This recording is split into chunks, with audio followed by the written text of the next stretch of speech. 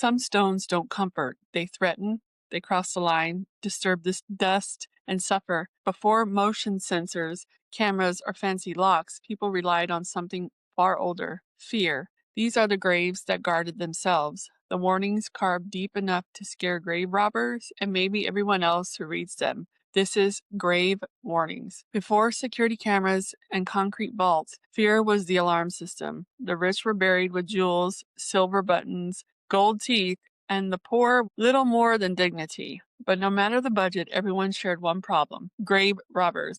Bodies stolen, jewelry stripped, skeletons sold to medical schools. So families turned to the oldest magic they knew: words plus God plus stone. Across centuries, those words would show up again and again. For instance, "Cursed be he that moves my bones. Who touches this tomb, may plague follow him home. Disturb the sleep of death, and least ye join it." Those weren't just poetic threats, they were warnings, carved to outlaws, anyone foolish enough to test them. In some cemeteries, you can find stones framed by crude crosses or scratched symbols, half prayer, half hex, a spiritual security system etched in granite. There's a story from Yorkshire about a grave marked, "Disturb this tomb, and your children shall know sorrow." A group of teenagers dared each other to tip it one Halloween night. One slipped, breaking his arm. Another's car died on the drive home and never started again.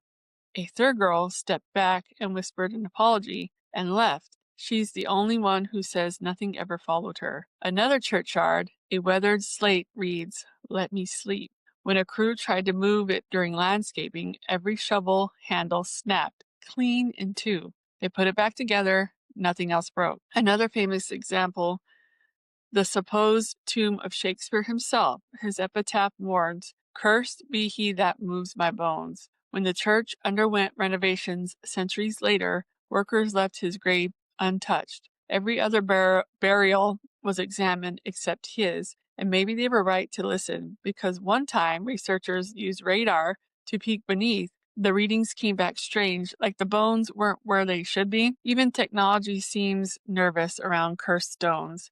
Locals in some old churchyards say cameras glitch or phones crash at the moment you try to record them. One paranormal investigator joked, "It's like the afterlife has Wi-Fi jammers." Do I think every cursed epitaph is real? No. But do I think some places expect respect and react badly when they don't get it? Absolutely. If you ever walked through an old cemetery and felt that sudden pressure on your chest, that instinct to whisper instead of speak, that's not just superstition.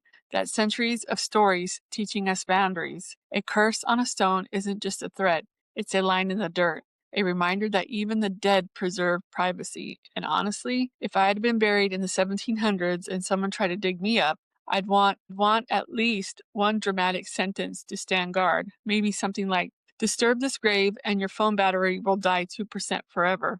There's power in language, always has been. A curse is really just someone saying, "I mattered enough to warn you." And the moment you carve that warning in stone, it becomes part of the place, etched not just into granite, but into memory. If you ever laughed nervously at an old tomb's threat and still found yourself stepping back a little anyway, that's the spell working.